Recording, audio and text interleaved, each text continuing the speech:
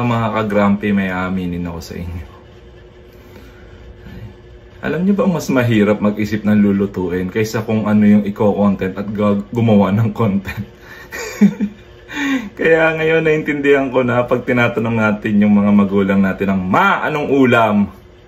Ang sagot nila madalas, "Mamaya!" or "Saglit lang."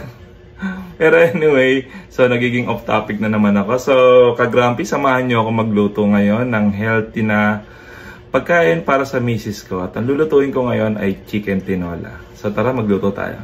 So ka-grumpy, lutuin na natin yung chicken tinola para kay misis. Simulan natin sa pagpapainit ng mantika.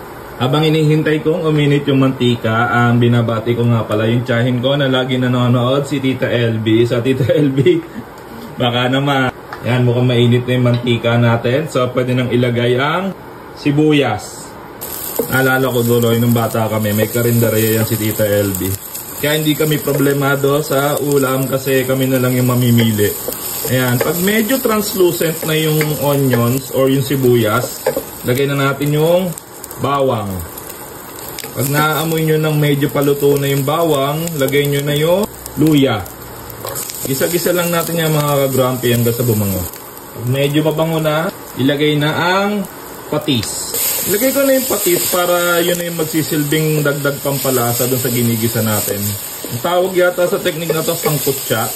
Tama ba ako mga ka-grumpy? Comment down nyo lang kung tama ako. Yan. Pagka fragrant na yung mga aromatics, pwede nang ilagay ang manok. Gisa-gisa nyo lang. Pag medyo nag-brown-brown na yung manok, pwede nang ilagay yung pinaghugasan ng bigas.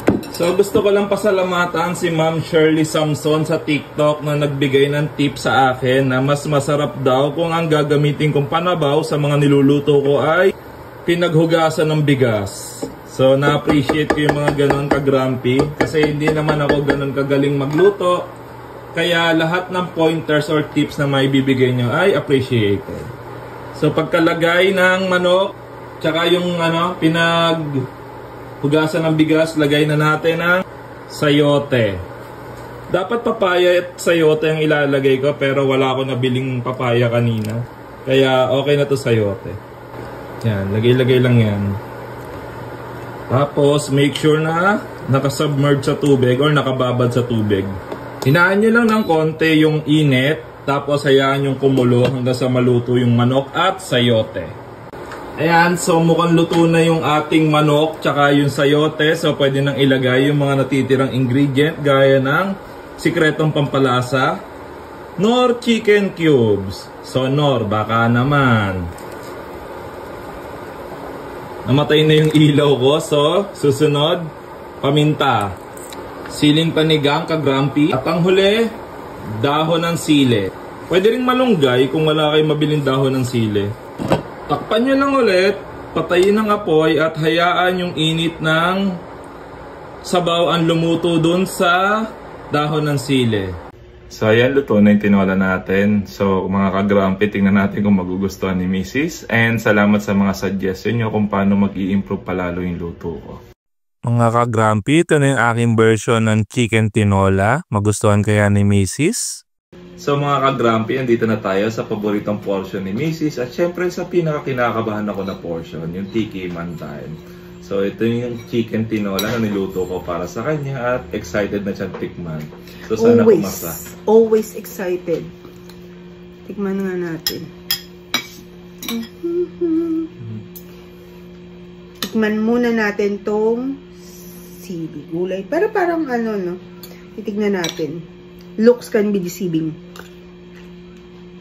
Tamang-tama rin yung ano. Mukhang lamog, pero hindi lamog. Pag kinain, meron pa rin siyang bite. Tapos,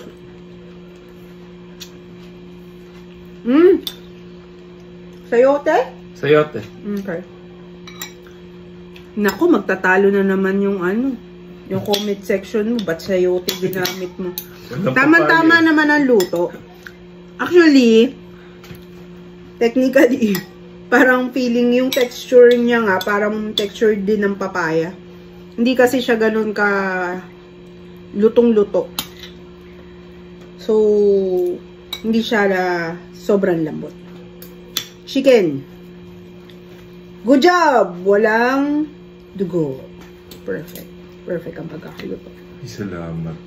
Tapos, sabaw. Masarap ang sabaw. May lasa. Lasang tinola. Hindi kasi diba yung iba, kahit tinola, pag tinikman mo, lasang tubig lang. Ito, at least, yung lasa ng dahon sili, yung luya, yung bawang, sibuyas, yung sayote, at yung ano ng manok, ay natalalasahan sa sabaw. Kaya masasabi mo siya talagang tinola. Harap nung chicken juicy. Hindi overcook. So, pwede na tayo kumain? Pwede na, sa pasado na. Pasado na. So, yun. Dahil pumasa kay Mrs., pwede na ako mag-dinner ka-grumpy. So, yun lang muna.